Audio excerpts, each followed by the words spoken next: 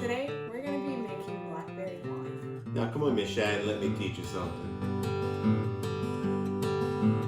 Today we're making blackberry wine because blackberries are everywhere right now in Louisiana. It's season and we picked, let's say, 4.5 gallons in a matter of an hour. So we're making some wine. And instead of doing the old fashioned way, we're gonna crush all these blackberries. My wife got me a present.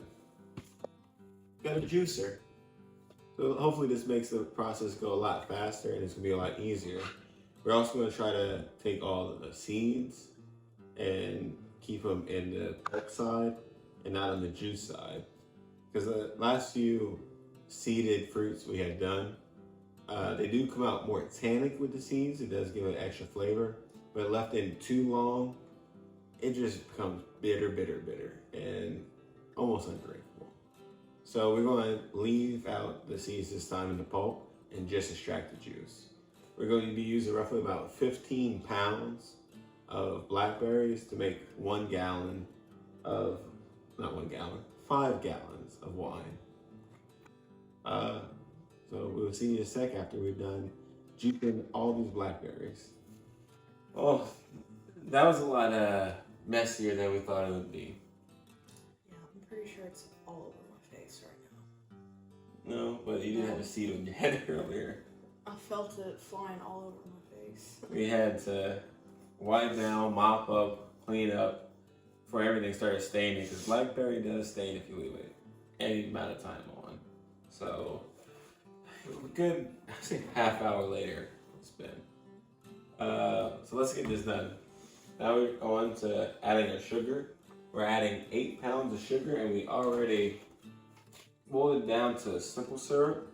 So it'll be easier to stir in. Not spill this.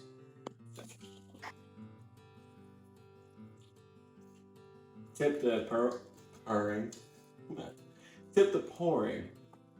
Be confident you're pouring, you'll spill a lot less.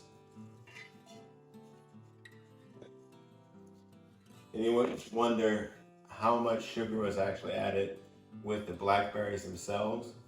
Well, I ended up doing the math and it's less than 1/5 of a pound of sugar for 15 pounds of blackberries. So it's not really doing all too much to contribute to the alcohol, but it is going to contribute a lot to the flavor. Now we're going to add our water and our yeast, and we'll get back to you after we're done mixing it all up. I almost forgot. We're going to want to take a testing, see how much alcohol we're going to have. I'm not going for a super high ABV this time. I'm going for flavor. And I'm not too sure how accurate this is going to be because the juice that we got out from the juicer was actually very pulpy. So I don't know if that's going to ruin our test.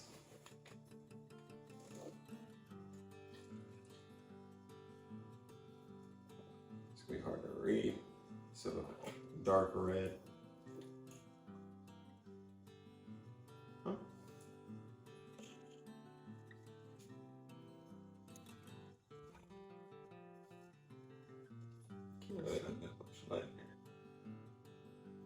Okay. This was actually ending up close to our cutie mead. This is 1.076. 1.076, which would make it out to close about 16% alcohol. So, It's not bad. well, it's not that bad. The yeast we're using today is Lava 71B. The package says it goes up to 14%. Now, we've seen it go past 14% all the way up to 18 sometimes. So this could possibly go dry or possibly end a little sweet to our liking. So we'll see. Add our yeast. We're going to push it in past the foam. Now we're going to foam it after I stirred it up. And today we're going to add something new. It's Fermade K. It's yeast nutrient. Sometimes your yeast can overstress itself if it's eating all of only one food, sugar.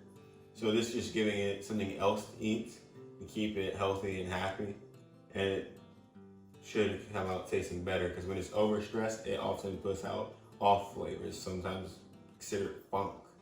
So we're gonna try to avoid the funk and add 5 grams of ferment K.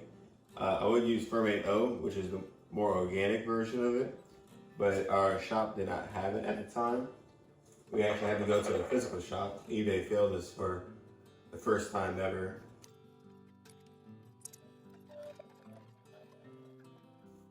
Alright, so we're gonna put our lid aerator on. Put this on first.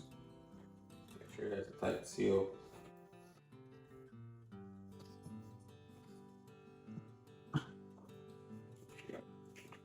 Wipe on our lid.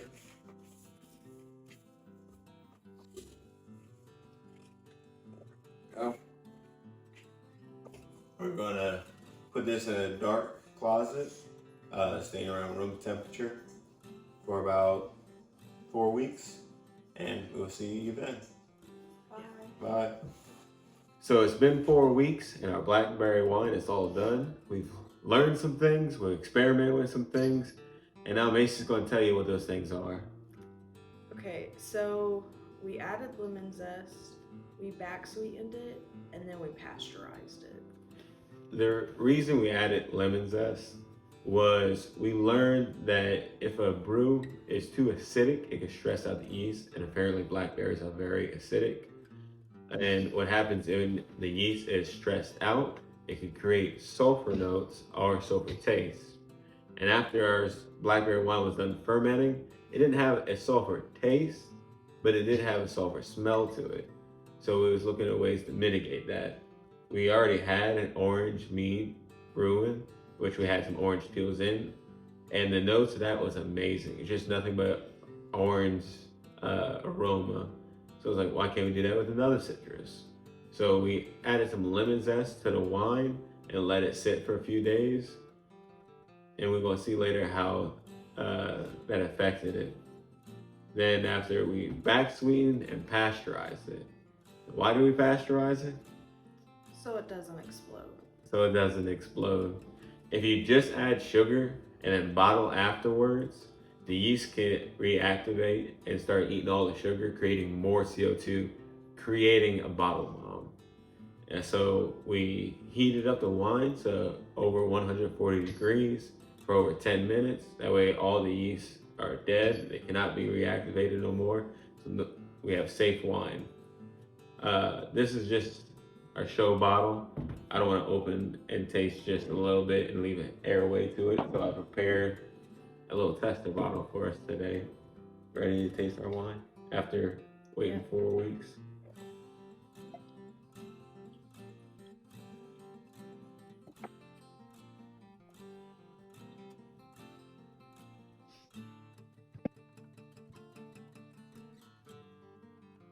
You can sure smell the lemon right off the bat. What do you think it smells like? Honestly, I'm still trying to figure it out. Really? It did create a different smell. It's not just lemon. It's almost cinnamon bun. Yeah, it's weird because it's almost like cinnamon stick and raisins.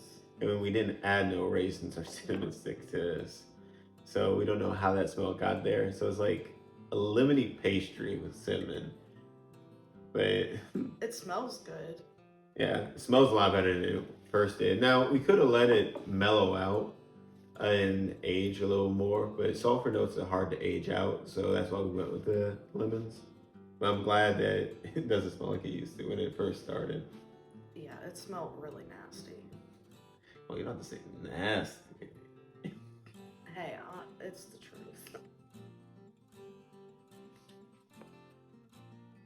It's not as thin as when we first put it in. I don't know if the lemon zest added a little oil or something, but it did thicken up, I feel like. I do think it's clearer, too, than what it was. Oh yeah. And then pasteurize it makes it even more clear too. It doesn't just kill off the yeast, yeah. I could taste the blackberry, but it's not super prominent. The lemon's on the very front of the palate. We used about 2 cups of simple syrup for our 5-gallon batch. So it's about a semi-sweet now. I wouldn't say it's sweet or dessert, but it's also not dry. I guess, because I was thinking it almost is given like an orange flavor. But I guess that's just maybe the citrus. It's Maybe very it's just fruity. citrus. Yeah. But I think it's a little darker than just bright citrus too. Yeah. But I don't really know. Like, I can't put my finger on what it is. No, it's something you just have to try out for yourself. So, what would you rate this? You want to say it at the same time? All right. 1 through 10. 3, 2, 1. 6.9. Why do you rate it a 6? I don't know.